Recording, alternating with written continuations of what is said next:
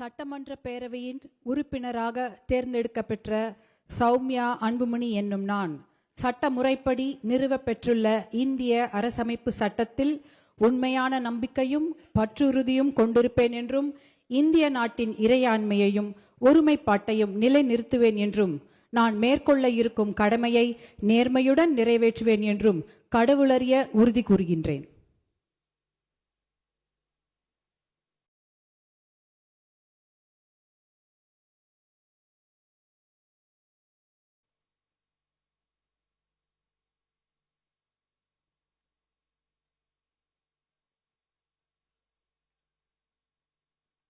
Play store மற்றும் app ஸ்டோரில் இருந்து பாலிமர் செயலியை QR கோடு மூலம் பதிவிறக்கம் செய்யுங்கள்.